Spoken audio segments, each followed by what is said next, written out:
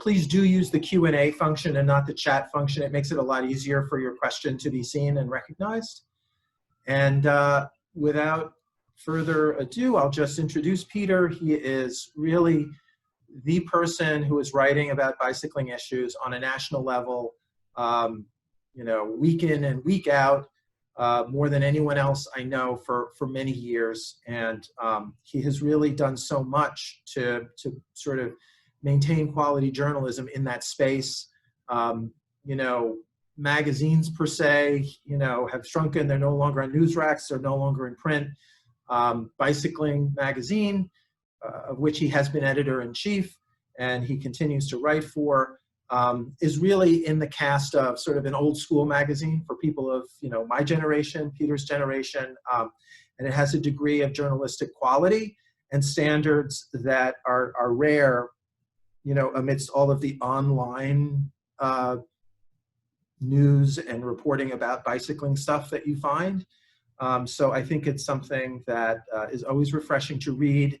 Peter takes these great in-depth looks at many issues, particularly issues concerning the rights of cyclists and our treatment and our position or role in society, society's view of us, and does these really great insightful analyses through the prism of a piece of news, a cyclist who's killed, or a policy being enacted by a local, you know, jurisdiction to try to promote cycling, or whatever it is. You know, he's there with something that is very readable and I think very informative. I'm gonna just leave it at that, and welcome, Peter. Thank you. Thanks for the great introduction. I guess if everyone wants to know what my planned format is beforehand, what I'm planning to do is a talk where I walk through 6 stories and using that as a device to kind of talk about the aspects of cycling that I care about and the kind of work I've done. And so I'll spend about 5 minutes on each of these 6 stories. And once I'm done with that, I'll be around to talk and answer questions about those stories or about anything else that pops into people's minds. And I guess I don't really think there's much I can add to Steve's introduction. I think, you know, I grew up in the New York area. I was raised in the 70s in the leafy streets of Westchester County, and have ridden in New York City and around New York City a lot. And now I live near the beach in a suburb of Los Angeles. So I'm coming to you from the West Coast. And I guess without further ado, I'll just jump into the presentation, and I'll just keep going. Steve, feel free to jump in if there's something that you want to interject or ask as I'm going, and otherwise I'll just plow through it and then answer questions at the end. One quick thing, it's been raised in the chat. You have an approximate half hour of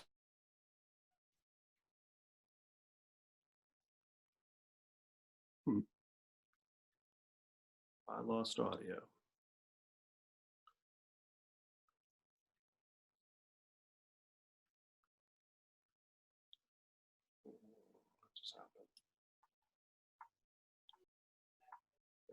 Can you guys hear me? Because I can't hear anyone else. Yes, we can hear you. I think Steve was muted. Okay, yes. Sorry about that. Okay, so let me put this in slideshow mode, and we'll get going here. Okay, so as I said, the goal is just to walk through 6 stories that mean something to me, and maybe collectively give everyone a sense of my bike life and what I care about and what I write about. The first story was published on a website called Cycling Tips a few years ago, and I guess my goal on this one is just to talk about my actual bike life. That you know, I've been riding a bike and caring a lot about it my whole life.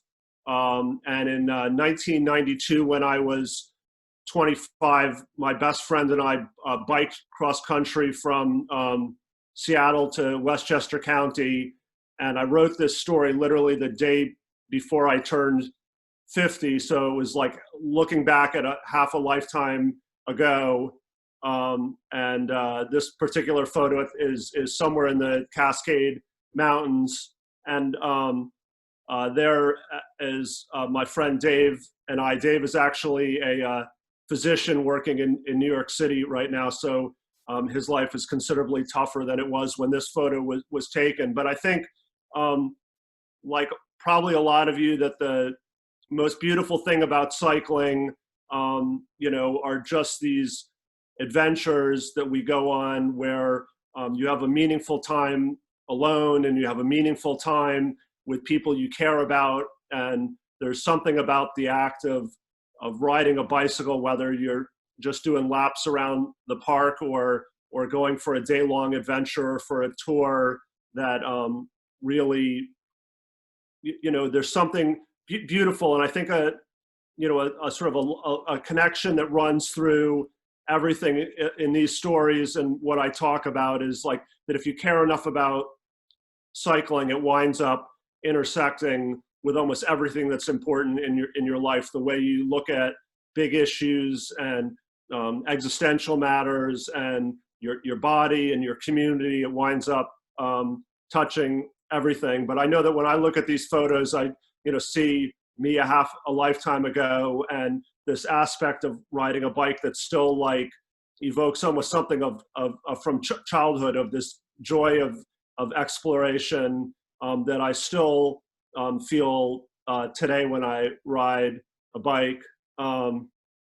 It rained a lot on that trip, and that part of being on a bike and being out in the elements, and I think the way in which that toughens you up and prepares you for a lot of other aspects in your life is really interesting to me.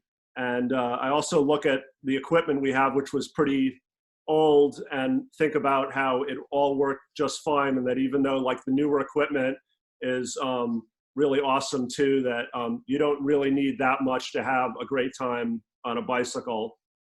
Yep, there I was, about 50 pounds lighter than today. It was great. There we are. Welcome to New York. I guess going back, not to the naked photo, I think part of what was great about this story too was, tracing like my relationship with Dave, and how this bike trip was sort of an inflection point in our lives, and how by the time I was 50, we had drifted apart. And just as a sort of epilogue, that afterwards, after publishing the story, Dave and I got back in touch and have stayed in touch. And certainly one of the great things about writing stories is the way they just become a part of your life.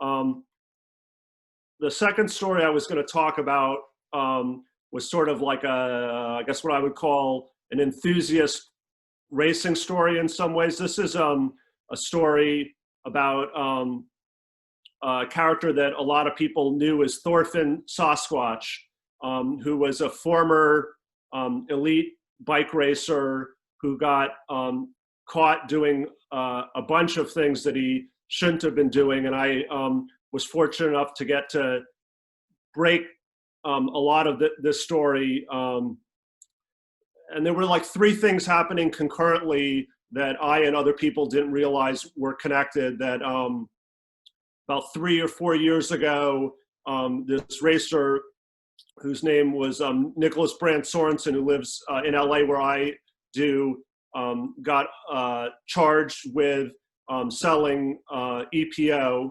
online, which is the drug that bike racing has been plagued by for the last 15, 20 years more realistically. And at the same time, on the website platform called Strava, which I suspect a lot of you are familiar with, there was this character named Thorfinn Sasquatch who was setting every significant KOM in the Los Angeles area, beating a lot of current elite pros. And also this figure on Instagram who had these beautiful pictures of bike racing and was selling this really bespoke high-end apparel, $400 bib shorts. And over the course of a year, I came to realize that it was all the same person. I had seen him in person myself, just riding up hills in Los Angeles, and he's a big guy, probably about my size, who just I could tell immediately when I saw him that he was or former pro, just really oddly fast for how big a guy he was, and over time got to sort of realize that he was this guy who had lived in LA for a long time and been involved in the fixie racing scene, but in a sort of earlier part of his life had been a very high-end crit racer and had actually won a national title.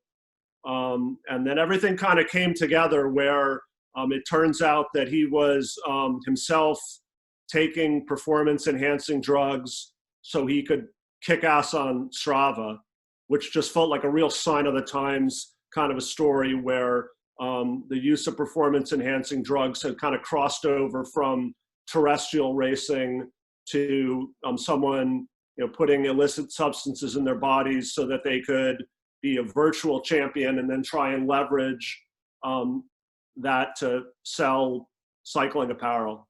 And in the end, I think I actually felt a fair amount of empathy for Nicholas. I still see him occasionally on the road when I'm biking and he's biking, and we don't really chat with each other, but he he's an interesting artistic guy. The clothes that he makes are actually really beautiful, and I just look at him as more like another one of these wayward lost souls of cycling is this beautiful thing that part of the ecosystem involves just people who've kind of made bad decisions and are still part of our community. And so I don't sort of caricature him as just purely a bad guy, but he's certainly a guy who made some really bad decisions. And I guess he did launch, for those of you that are real bike racing nerd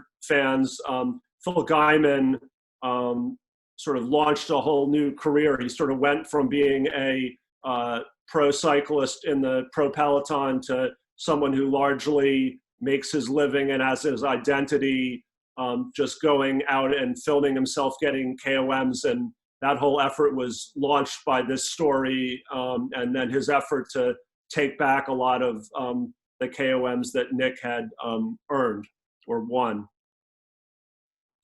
The next story is more of like a bike etiquette story, and I don't know how many of you are familiar with the Velominati, but it's this group, this enterprise, this website that kind of as a joke initially just set out to codify these sort of unspoken rules of road cycling.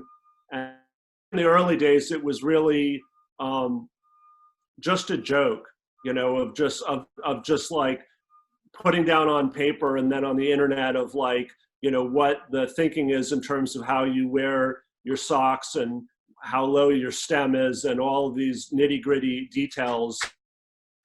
But as probably a lot of you know that cycling culture can be pretty earnest, and over time it became like an actual Bible to a lot of people of the right and wrong way to ride a bike or dress while you ride a bike. So this story I wrote, which for me was kind of a turning point in my own bike life, which was just a repudiation of it, that the rules are wrong, and that my theorem since I wrote this story that had been gestating in me for a long time was just like anyone who's riding a bike is doing it right. That there's not some particular way you need to set up your bike or some particular things you need to ride or how you have your glasses or whether you shave your legs or anything, what kind of bicycle you're on. Here's just like a screenshot of like some of the rules of, and again, when you read them, you can kind of see that there's some humor in it and some self-mocking, and yet it became this part of bicycling that I really came to dislike. And for me, it was really personal because I was the former editor-in-chief of Bicycling, which is the largest cycling magazine in the world. And so I, personally felt like I had played a role in disseminating some of this information in ways of like, that part of what draws people to cycling is it's such a deep culture. And that if you go on group rides, you over time learn all these little nuances of, what more experienced people do, and you kind of want to belong and understand the traditions. But somewhere along the way, in my opinion at least, that things just got too earnest, and that as cycling culture has grown with more people riding for transit, and more people just riding in different sorts of ways, that it was important for extreme road riding culture to let go of some of its elitism and just accept everyone and assume that they're doing it right. Like, to me, just the whole fact that there's just like a nonstop conversation about whether one's sunglasses should go under or over your helmet straps, and how many earnest conversations and little scolds have been made on road rides around the country. It's like, if you really stop and think about it, it's just the stupidest conversation of all time. When we just need more people riding bikes, and we need people to feel accepted for riding bikes, and for everyone to feel like we have so much more in common than we have dividing us. So this was a story that meant a lot to me. My next story is a pure world-class road racing story, and you might not recognize the guy in this photo, but his name is Alan Marangione. He's an Italian guy who retired a couple of years ago, and he's one of these guys. When you watch the Tour de France, there are typically like 200 people competing in that event, and probably even avid fans maybe know who a quarter of those guys are, and the rest of them are just nameless. And that Alan is the kind of person who's critical and yet unseen when people watch pro bike racing. He had a more than decade-long career in the pro peloton, and until his very last race as a professional, he never won one race. And then in a pretty minor race in Asia, a day before he was set to retire, he actually won his last race. And here he is on the right with a couple of other Italians who are considerably more famous than he is. And I think, I think everybody knows if you're the kind of person that goes on group rides, of just like how the work that some people do can be important and unseen. And Alan is that kind of a figure, where he had like a lottery ticket with 6 numbers, but not the Powerball number, where he was like 1 in a million talent, but not good enough to win at the very highest level. And yet he was good enough to do really important work. He was teammates with famous people like Peter Sagan and Ivan Basso and Rigoberto Urán, people that won important races in the Tour de France and classics, and yet he was just somebody that you pretty much never even see on TV, but was important. This is a photo of Peter Sagan winning a stage in the 2013 Tour de France, and when I had asked Alan what his most memorable career memory was, it was actually this day. It was one of those days in the Tour de France where it's just hilly enough where a lot of the sprinter characters have a tough time surviving to the end. And on this day, the last climb, which was pretty big, was, I believe, something like 100 kilometers from the finish. And the team that Alan and Peter were on were able to distance all of the sprinters, but then basically like 100 people had the opportunity to try and collaborate to bring that back. And on that day, Alan and two teammates basically held off 100 people to give his sprinter the opportunity to win. And it's, again, in this photo, Alan is nowhere to be seen, and yet, you know, sort of part of the blue collar part of this sport, that it wouldn't have happened without his work, and that he just, when he looks back on his career of just being like an invisible player on a day like this, is like what framed his career. Here's just a photo of him. He's actually, having met him, he's like a super goofy guy, the kind of guy who always just makes practical jokes at dinner. And it probably has something to do with how he was able to stay in the sport like he did for more than a decade, because it's, you know, like being a coal miner, of just having relentlessly hard work in hard conditions with little fame or fortune, and someone who has the kind of disposition to just be good-natured among all that suffering is a good character trait to succeed.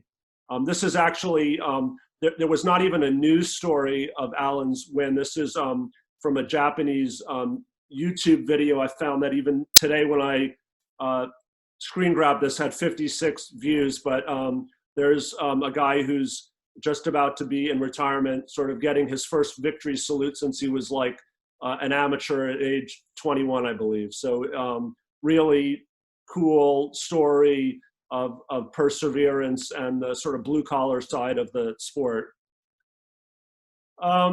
This is a story I know Steve has a lot of connections to, and I imagine a lot of you being in New York know something about the story of Robin Heitman, who got killed last summer.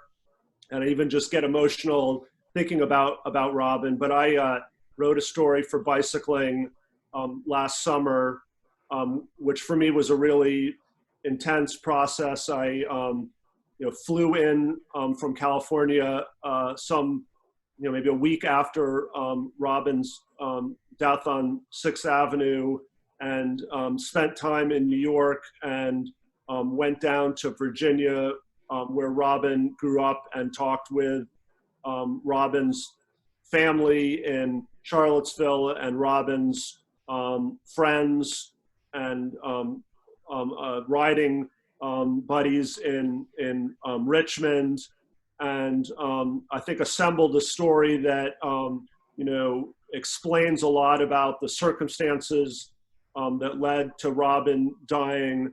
And I think maybe for me, maybe even more important is just getting a chance to tell a story to remind people that these situations aren't just like news stories and statistics, that these are really interesting human lives that are cut short because of road violence. This is the top of the story on Bicycling. This was, I think something like 7,000 or 8,000 words, which for magazine journalism is, the kind of thing the New Yorker does and not that many other magazines do. And so I feel really privileged to, get this much space to kind of unravel Robin's story.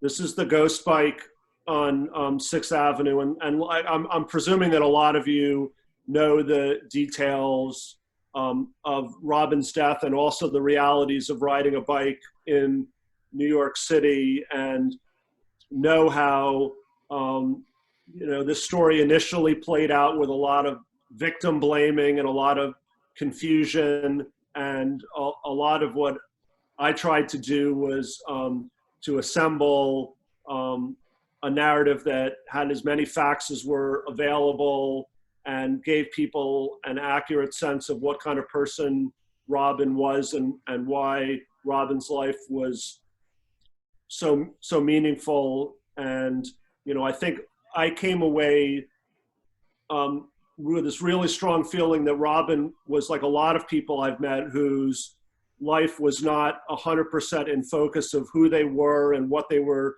wanting to do, and that somehow riding a bike lent a lot of focus to their lives, and a lot of the most meaningful friendships and experiences and sense of self that Robin developed were in the few years before their death, thanks to riding bikes. And Robin was an incredible rider who, did a lot of racing, and was an accomplished messenger, and someone who just was part of the nighttime urban riding scene in Virginia and then in New York, and was the kind of incredible person that touched a lot of people's lives. And I know that this story meant a lot to me. I over time have probably now written 10 or 20 stories where I've really gotten to know the families of people who've lost a cyclist, or individual riders who've been badly hurt. And I will say that when you really get to know those people and what they've been through, it can change you, where I still feel like the kind of lightness and joy about riding a bike, but I'm more engaged in the struggle to be safe than I used to be, because I have had personal exposure to, the harm this kind of violence can do to people and to families and communities, and how it can impact people who just want to do something like ride to the store or to school with their kids, starting to feel fearful about something that shouldn't be scary. Here's Robin just with this unbelievably kick-ass cargo bike that they rode in Richmond.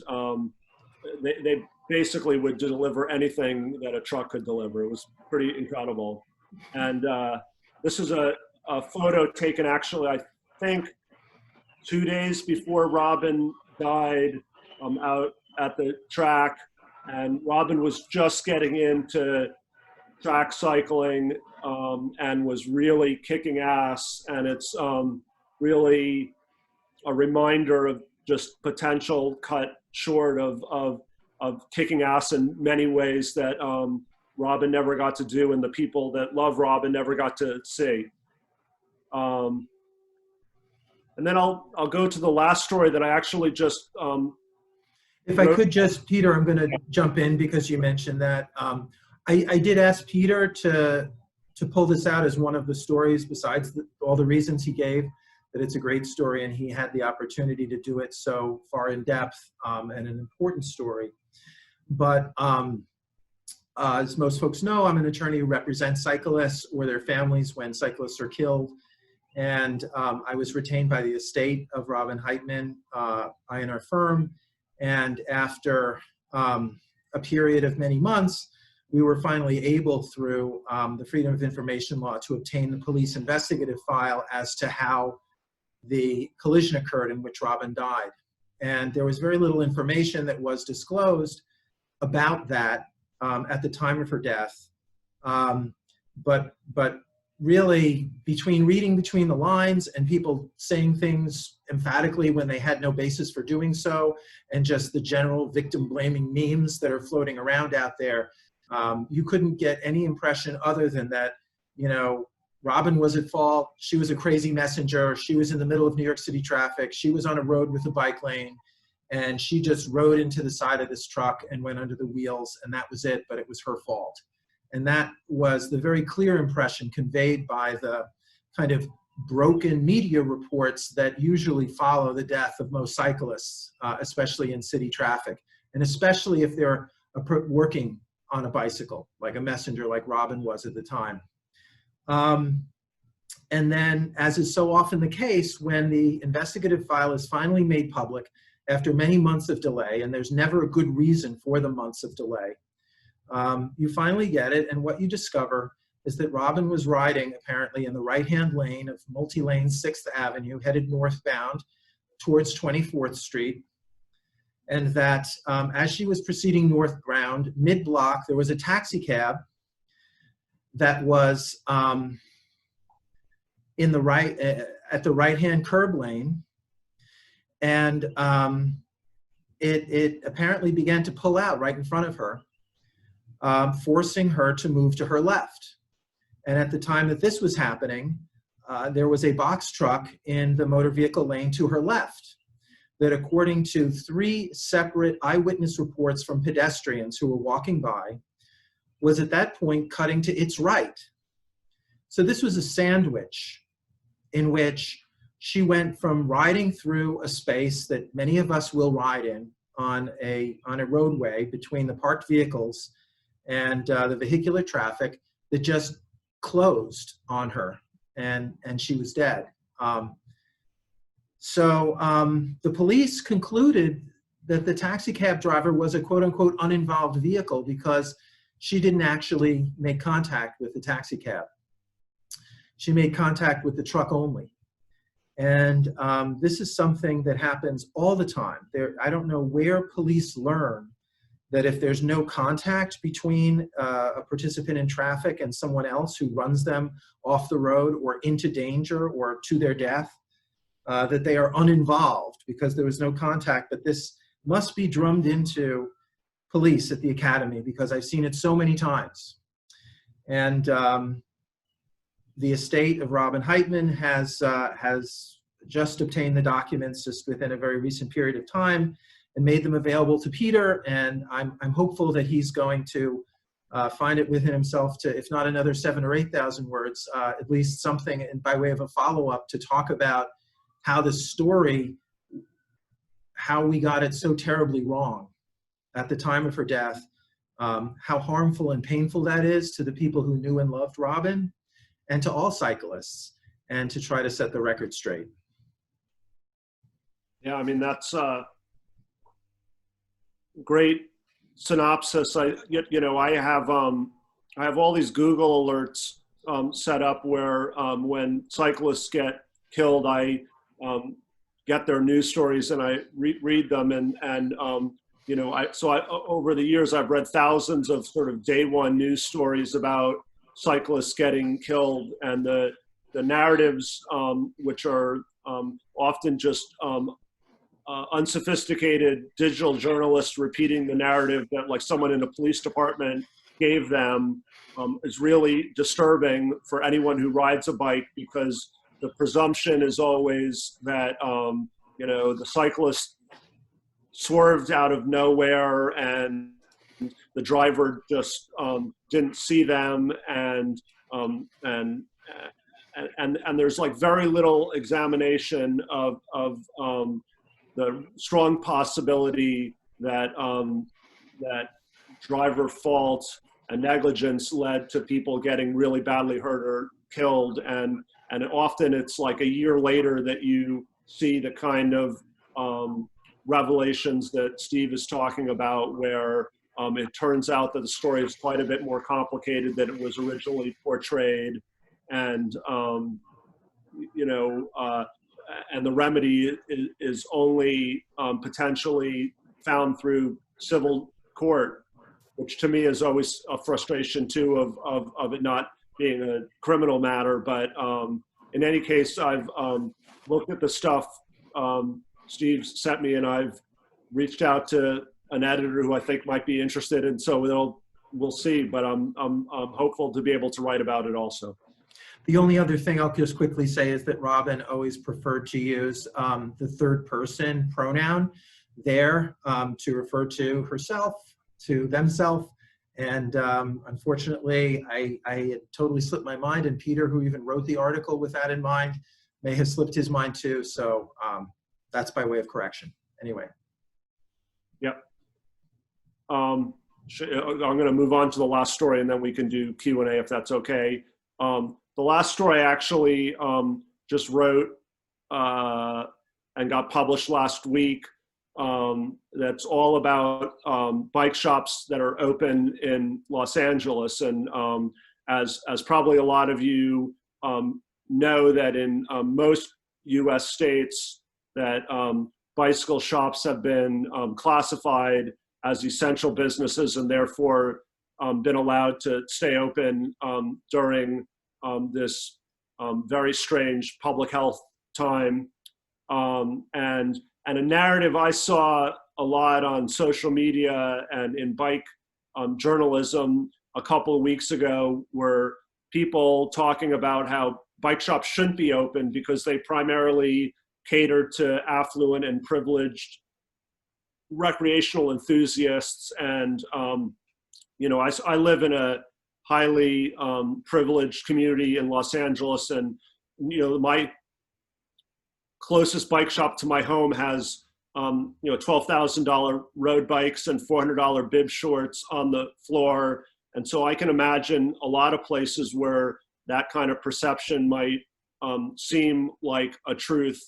So in my story, I went to other parts of Los Angeles, specifically in Compton and South LA, and a neighborhood called Pico Union, that are all really poor parts of Los Angeles that are almost entirely Hispanic and African American, and visited 4 shops to kind of get a sense of what is going on there. And one of the things I saw was just that in most of these places, that bike shops are integral to those communities, and that most of the people there don't use a bike to be fit and awesome, but it's something they use to depend on in their daily lives. That Los Angeles has millions of people who don't own a car and get around by bicycle. And I got to meet a lot of these people that work at these pretty gritty shops and hear their stories. This one is like, for anyone who ever comes to Los Angeles, you should Google Manny's Bike Shop in Compton and go there. It's Manny is known locally in some areas as the godfather of the lowrider, and he fabricates these unbelievable chromed out bikes that evoke low riding cars and motorcycles. But the bulk of his business, like everyone I talked to, was selling $150 mountain bikes and fixing flat tires for people that have no idea how to fix a flat tire or even own a pump. And collectively, from visiting them, I think I got a sense of how important bikes are in a lot of communities that are different than the enthusiast communities many of us may spend most of our times in or adjacent to. This is a father-son who together run this great shop in South LA called Paisanos. These are the kind of bike shops that if you go in, that none of the bike brands that advertised in bicycling when I was an editor-in-chief are sold at these stores, although I do think this shop sold Fuji. They're mostly selling bikes that are more like brands you'd see on Amazon or at a big box store, but they really do an amazing job always, and especially right now, serving a community of people who are afraid to get on a city bus because of COVID and want to ride bikes. These people are scared about the contact they're having, but aware that they're fulfilling a really important need. This is Felipe's. It's sort of the temple of fixed gear riding in LA. It's in a neighborhood that's largely Salvadorian, and they're not selling any bikes, but they're doing a lot of work just for people in their neighborhood who need their bikes fixed up to get around. And this is Mr. Linares, who also owns a store in South LA. He, in addition to serving his community, he talked about how he has a half dozen guys that wrench for him and work in the shop, and how things are so tough that at the end of the day, when they finish, he just takes the money out of the register and divides it, 5 or 6 ways, and that's the money everybody gets to buy food. And I think in those communities, that's what life right now is like for a lot of the people. And it was, a sobering experience, and just really, hopefully for people, broaden their perspective of like the issue of whether bike shops should be open or not right now. And there's me at the tour as a younger man, and this sort of just represents the end of my blabbing on, and so I will stop the photo sharing, and I guess we can see if there are questions or clarifications or whatever I can offer. There is a question here, but I'm going to bump that person aside in the queue, because you put this real teaser of a statement in your blurb for tonight's event where you talked about your complicated relationship with Lance Armstrong. And I'm certainly not going to let you off the hook without unpacking that. So if you don't mind addressing that, we'll get to this question next. Yeah, I mean, let's see about, I mean, I've known Lance now for maybe 15 years. And one of the first things that I did when I became editor-in-chief of Bicycling was to ask everyone if it was widely known in our own little circle that that Lance had done all the things he denied, that why we didn't just publish that. And so about 3 or 4 months after I became editor-in-chief, Bicycling did a cover story that acknowledged that we did not believe that he was telling the truth. And this was, I think, about a year before his admissions publicly. And I think, you know, he was already aware that it was coming, but you know, our relationship is complicated for a bunch of reasons, but you know, I think I felt a responsibility that that people in the bike industry should stop lying or overlooking things he had done. And at the same time, I guess my feelings about Lance are complicated because I'm also aware that everyone he competed against was also, or almost everyone he was competing against was also cheating, and that you know, he wound up suffering the fate he did largely because he was a bully and an asshole, and not because of like the drugs he or doping methods he took.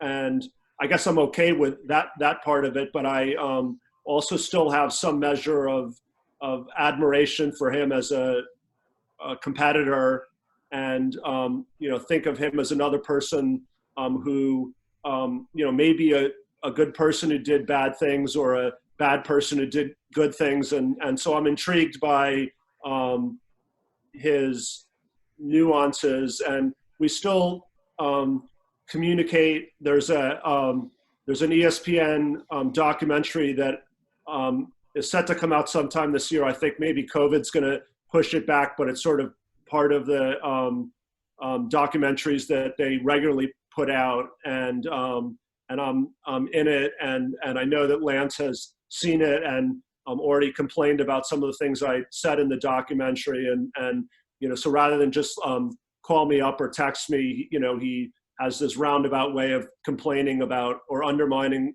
journalists, and so it's just an ongoing complicated dance. You're muted now. Yeah, so why is it that you took that naked bike rider photo upon crossing the New York state line? Was that just?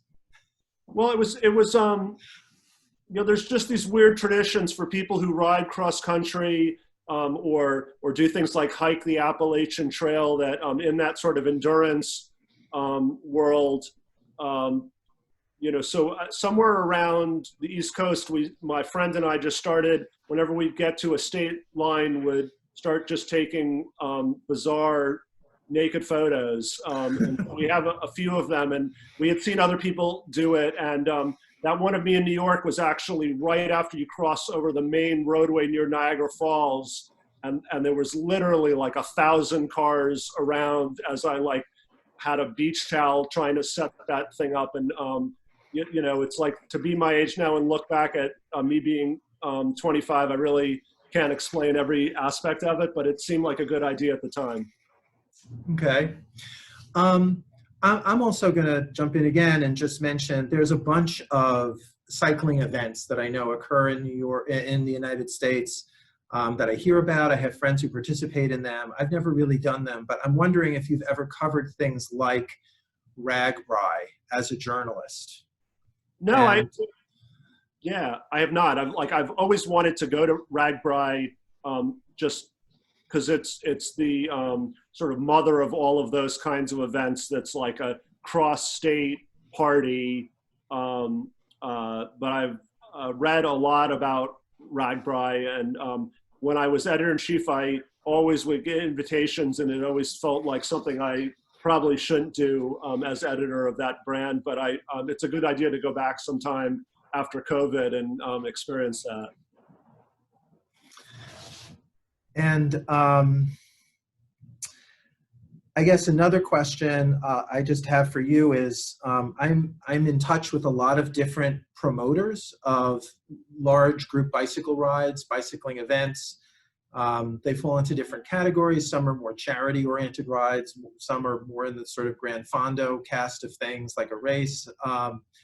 But what I hear from so many different sources, from many different people, is that there is a persistent wane in the number of people who are registering for these events and doing them. And there's speculation that there is a diminishing popularity of cycling altogether as a national and even a world phenomenon, and people scratch their heads, they wonder about it. Is it really just anecdotal scuttlebutt, or is it something that's really happening? And I'm curious, from your perspective, whether or not you've seen evidence of that, you've heard those same rumors of that, if you think it's true, what might reverse it? Yeah, my perspective is that for sure participation is shifting, and that whether it's people that take out racing licenses with USA Cycling or do big traditional road touring events, I think there's evidence that that kind of participation is either flat or declining slightly. And on the other hand, you see other kinds of riding participation really growing, that until recently, cyclocross racing was growing quickly, and now gravel racing has sort of supplanted that as a kind of competitive activity that's growing. That bike riding in the 50 largest cities in the US has been growing for a long time now, where all sorts of different kinds of urban riding are growing. That I've done a couple stories out here. Like if you go to South LA or Compton or Long Beach, there are these massive rides that go on that are all young people of color that go out at night and take over the streets in parts of LA that white enthusiasts don't typically go to. And these people are really fast and really just, their lives are centered around bikes, and they just don't, some of them just don't even know that there's something called the Solvang Century, or that you could get a license and race a crit, but they're like bike racers. And so I see a lot of that kind of growth where, just like in running, maybe the number of people signing up to do 5Ks has dropped, but the number of people doing more experiential running has grown. And so I don't necessarily look at it as a bad thing. My friends at USA Cycling who want like conventional racing to grow may feel otherwise, but I mostly see it shifting. But I do think that all these stories of cyclists getting hit and hurt or killed rests in the back of the minds of a lot of people. And one of the casualties are just casual enthusiasts who start feeling like they'd maybe rather just go to the gym and ride a spin bike than go out for a ride, and that can impact participation in a real way too. That makes sense. Someone put in the question, is there legislation to change the non-contact responsibility liability rule in cyclist accidents? And I just want to be clear from what I said, there's no rule that says you're not responsible for hurting or killing another person in traffic simply because you don't make contact with them.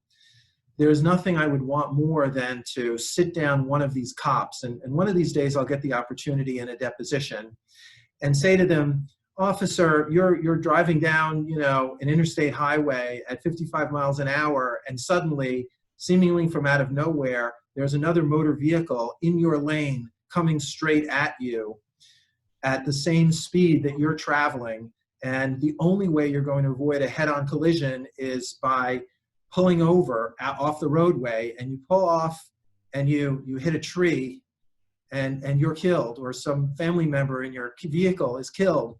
Are you really telling me that that other vehicle was an uninvolved vehicle? Is that what you were taught? And of course, the police don't apply that analysis when it comes to collisions or near collisions between motorists, but they do it all the time with cyclists. It's not a written rule. It is a state of mind. I don't know where it comes from. There's an interesting question here that I think probably came straight out of your Voluminati article. Cyclists wearing all black kits, it's very popular in the last few years, but isn't this a problem in terms of visibility? It's going to end up getting them hurt, and isn't there a responsibility on the part of journalists and Bicycling Magazine to explain that the imperatives of fashion can't supplant the needs for high-vis safety gear? Yeah. I mean, this is I'm presuming that a lot of people here don't follow me on Twitter, so good for you. This touches on something that I've talked about for years, and feel like this sort of popular idea that it's on cyclists to do a variety of things to be safe, so that people driving recklessly or looking at their phones or going too fast don't hit us, to me is BS. And again, going back to the Voluminati article I wrote, if you're riding a bike, you're doing it right. Like, nobody sits around and talks about like whether we should get people driving black cars off the road. That I have feelings about bike helmets now that a lot of people may not agree with. I certainly feel like it's not my job to wear high-vis socks and have, it's not on me to make up for the negligence of people driving cars. That's not to mean that, like, when I go out and ride home from work, I have a bunch of really good lights on my bike, and I'm really careful being like defensive or taking my space so that I get home safe. And so I'm not suggesting that riders don't have a lot of control over their own destiny, but I think the idea that we have to police what color apparel people wear is not worth focusing on, because there are so many other things that actually get people killed that we can focus on instead. Yeah, I mean, if only motorists called out their fellow motorists for their bad, negligent, harmful motoring behavior, as much as cyclists called out each other cyclists, their fellow cyclists, for arguably negligent or less than diligent, less than defensive riding practices, everything would be so much safer.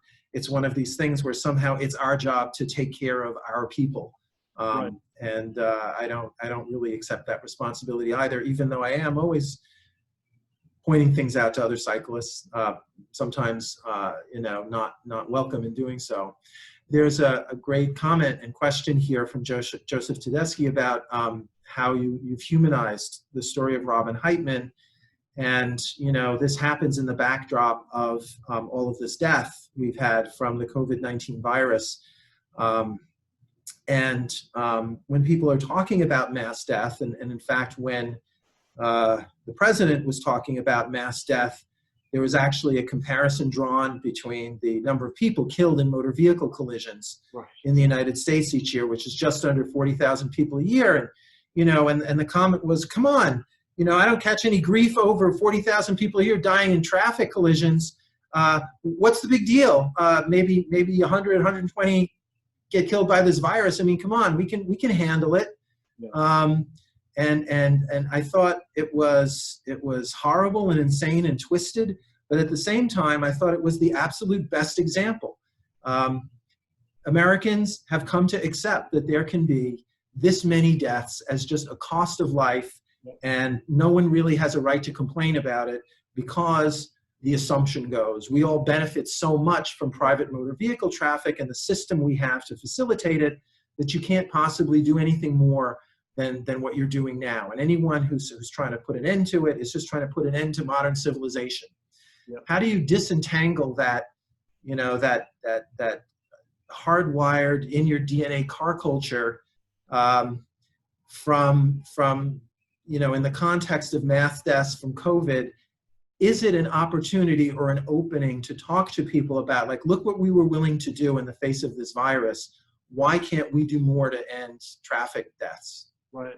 Yeah. I mean, it's a really complicated topic for sure, and seeing how traffic violence became part of the conversation really triggered me in the last few weeks, because it does highlight how people look at pedestrians and cyclists as like acceptable collateral damage to keeping things lubricated the way they want, and that likewise there's been a lot of narrative in the last few weeks of like, well, America needs to get back to work, and therefore if there's a rise in fatalities, that's just sort of acceptable collateral damage. And then also it's like, I'm not sure what it's like in New York, but things like air quality in LA are just like out of control right now. It's like I look every day at like the particulate matter here, and it's like the air is the cleanest it's been in 40 or 50 years in LA. And it's like, there's all these times where we can step back and like examine what we accept and what we'd like to fight to change, and all this feels like interconnected of like how we feel as a culture about what we accept. And for me personally, in the bike space, that telling stories like the one about Robin are what I can bring to the table, because people can like go on social media and argue about like issues and data. But when you read about people whose lives have been cut short, or family members who've had their lives changed, those become pieces of information that are really hard to argue your way out of. And that I've really been seeking out stories about the people who are dying from COVID, because it really humanizes this idea that it's not like, all right, is 60,000 better than we thought, and let's just get back to it? Or are we going to examine these interesting people who suffered and then died and left families, and whether we're committed to minimizing that as being like a value we stand up for? And I'm not in the business of writing COVID stories like that, but I'm looking for other journalists to do the same, because I think telling these human stories impacts how people feel about important issues. Absolutely. And it was that, kind of resonates with the work that I do as a trial lawyer, in what you need to do to persuade people. And you need to make people feel a connection and empathy, because people can just as easily turn away in disgust from someone who's been killed or horribly victimized as they can feel sympathy and want to help them and prevent it from happening again. And that switch within people is elusive. It's surprisingly elusive. Yep. And that brings me to one of the questions: why are there no criminal charges in a case like Robin Heitman's? And I guess, more broadly, as someone who's looked at what you call these day of or day after press reports of a cyclist who's killed, for that minority of cases where people jump to the conclusion that the driver was at fault rather than the cyclist was at fault, or draw that conclusion, is there something unique, some common element or common themes that come up that are associated with more equal or favorable treatment or more pro-cyclist treatment of those types of stories? I want to make sure I understand what you're asking me. Well, for example, like if a driver's drunk and was found to be drunk after a collision with a cyclist, probably, because we've been through that, we've defined drunk driving as a crime, which it hadn't been for ages. But in the 70s and early 80s, it was defined as a crime. So now if a drunk driver hurts or kills someone, no one really wants to know about how the drunkenness actually caused the death or the negligent conduct. They just assume it. Oh, drunk driver, they were at fault. But are there other sorts of things that you see popping up in these stories that create an opening for journalists or others to interpret them as stories about negligent drivers, rather than just the same old tired memes of, it was the cyclist's fault? Yeah, I mean, one thing I see a ton of in the last few years is just like again, maybe it's not as much an issue in New York, but the rise in hit and runs in California and a lot of other states is really unbelievable, and trying to get at sort of the underlying piece of like what's broken in people that they would hit and badly hurt someone and then drive away, and trying to like get at what's beneath that phenomenon is really interesting to me. That I think that like what happens a lot of times is I think, most people who are in the police or write news stories or on social media, they're not riders. And so they have a strong sense of what it's like to be behind the wheel, and it to be like the lights are in your eyes and you're in a hurry to get home and there's traffic and it sucks, and that something pops out of nowhere and it's scary. And so there's like a lot of things that lead the average person to be really empathetic of like what it's like to be the driver in these cases. And unfortunately, the vast majority of people don't understand the experience of being a vulnerable user and being out there. And I've ridden on 6th Avenue, and so I know what that's like, but most people really don't know what it's like to ride north-south on a busy avenue in Manhattan or LA, and just like all of the adversity you face, and to humanize that is really hard. Right. And there's also a remark, I would just weigh in on the criminal charges thing. I mean, ultimately, it's up to the police department or the district attorney to gather the evidence that will support a criminal charge.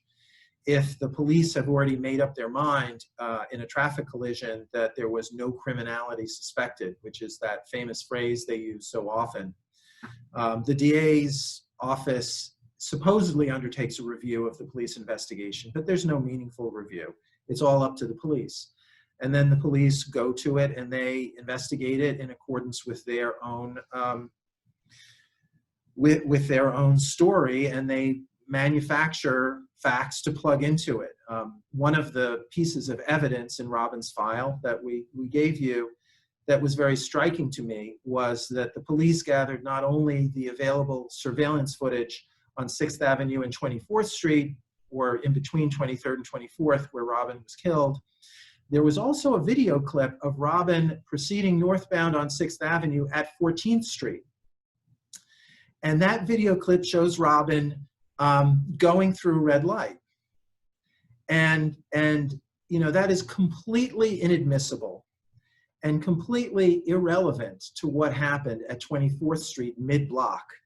And she did it in a manner that, as far as I could tell, she was looking at all of the other traffic. She was looking at what it was doing. She was keeping a big distance from her and the rest of the vehicles. And, was it lawful? It didn't appear to be. Was it safe? Absolutely. But the police actually went 10 blocks upstream from the collision to see if they could find evidence that the bike messenger goes through red lights, to stick that into the investigative file. So this issue of why aren't there criminal charges? Well, to bring criminal charges, you have to have evidence of criminal wrongdoing. And I'm not even going to get into the problems with how criminal wrongdoing is defined and interpreted. The people who are gathering the evidence are not looking in the right places. They're looking to support their stories so that they can put closure on these cases all too often and just move on and get home and get dinner. Right.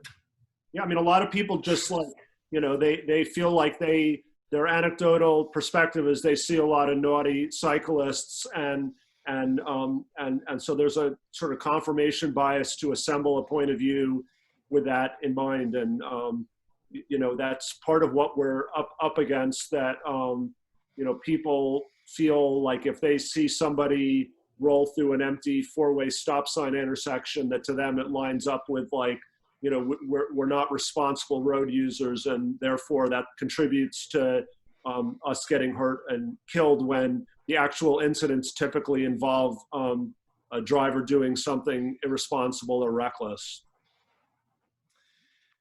Yeah. Well, it looks like we have, I mean, people have asked sort of related questions about why not manslaughter, and why do the police do what they do. And I guess since we have a little bit more time, I'll just very quickly say that the police will show up at the scene of a collision, and they have another one of these rules that isn't written down anywhere, but they follow it, which is what I gave it a name so that I could start to do battle against it. I call it the observed violation rule. And the observed violation rule is a cop-made work rule that says they don't have to write a ticket that a driver violated a traffic law unless they actually witnessed the driver violating the traffic law. And to test this rule, I actually went to a precinct community council meeting on the Upper East Side, and I insisted on knowing why they did this. And the precinct commander, to his credit, set up a conference for me with a lawyer from the NYPD Legal Bureau to explain to me, and they didn't call it the observed violation rule or anything. They just said, this is our protocol, this is our practice. It's not written down anywhere. And I asked this lawyer for the cops, are you telling me that if you come upon a scene and the cyclist is underneath the front wheel of the vehicle, and it's in the middle of the intersection, and the driver says, officer, I admit it, I was looking at my phone, I went through a red light, I ran over the cyclist, and that's how I killed him. And you have that confession and they're willing to sign it. You can't write a traffic ticket for going through a red light? And the lawyer from the legal bureau said, absolutely not. We don't write a ticket on that because we only write the ticket when the violation has been observed. And, you know, so a lot of the problems that we have stem from the ways that the police enforce the law, and that they do not view things that happen on the road amongst participants in traffic. They don't evaluate evidence of criminality in the same way, because driving is so much a part of the fabric of their daily lives and of so many Americans' daily lives. I don't want to make it seem like police officers are so much worse than the typical driver and their attitudes about the morality of the road. The problem, I think, is that it's emblematic of the morality of the road. And I would be remiss if I didn't point out that I know a number of officers, especially on the collision investigation squad of NYPD that investigate these fatal collisions, that care a great deal about these cases and have done superb jobs. Any generalization is going to be untrue, and it's certainly true the case when I talk about cops and NYPD, and I just need to put that out there, because some of them get this almost the same way we do and care about this, and this is why they're doing it. And they are such a tiny minority of the officers on the police force that's the reason we have the problem that we do.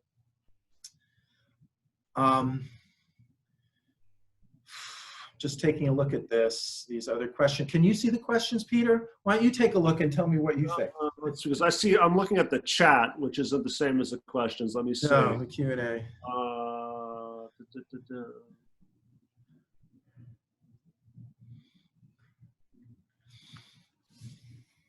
A lot of like questions about law stuff that I'm going to defer to the lawyer in the room. Someone asked a question about lights and high vis, and I'm not sure whether there's something about that.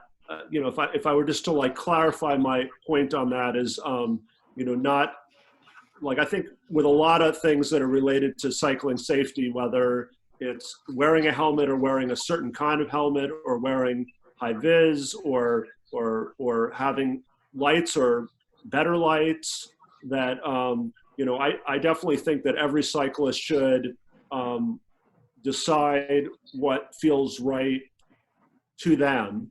And that particularly for those of us that have the privilege to just go out and buy all these things that we want to keep us safe, that's great. But that my position is that like cycling is like not an inherently dangerous activity, and that when you look at what causes people to get hurt and killed, it's generally stuff that drivers did, and I feel like a lot of people don't have the money and the privilege to just get crazy LED lights and high vis gear, and that's not part of what's needed to ride a bike safely. And so I'm never telling anyone that they shouldn't wear a helmet or shouldn't go out and buy a MIPS helmet or one of those new Bontrager helmets that also have advanced alleged benefits. Everyone's got to, as a consumer, make those decisions, but I also just think it's that someone coming out of Penn Station and jumping on City Bike to ride to an office, like I don't personally believe that that person needs any like specialized safety equipment.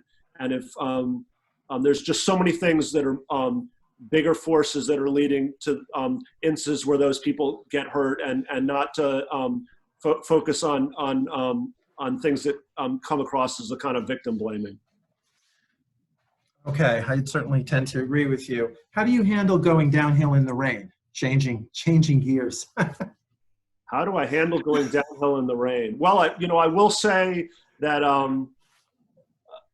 disc brakes are really awesome. Like in LA, when it rains, it pours, and the hills here can be rather huge. And as someone who spent a lifetime on rim brakes, that I'm a big fan of disc brakes in the rain, and so that's like a technology answer. And I also just think as I've gotten older, I've become a less aggressive rider in a lot of ways. And I used to kind of pride myself on just really letting it rip when I go down hills, and now I care very little about that. And so sometimes in a way that before I was talking about not putting things on cyclists, that a lot of times it's like decisions you make yourself of like how you want to carry yourself on a bike, and that if you're worried about descending in the rain, maybe you should slow down. I've used to do road racing, and when you're road racing on a closed course in the rain, it's arguably a different story than if you're just out with your friends on a Saturday or coming home from work or whatever. It's a different story, and there's no prize to get home a little faster. Mm-hmm. Mm-hmm. Well, okay. Peter, thank you so much for taking the time to put together that amazing presentation. I really enjoyed it, and I'm going to go back and read those articles that hopefully Bicycling still has up on its site, and we can search for them and find them and enjoy them. Great. I enjoyed the conversation, and I guess hello to everyone in New York, and hope you're doing well. I know it's a tough time in New York and LA. It feels a little bit more distant, and so I hope everyone's doing well. We're hanging in there. I think we've flattened the curve. Good. Let's see. Good night. Okay, cheers. Bye.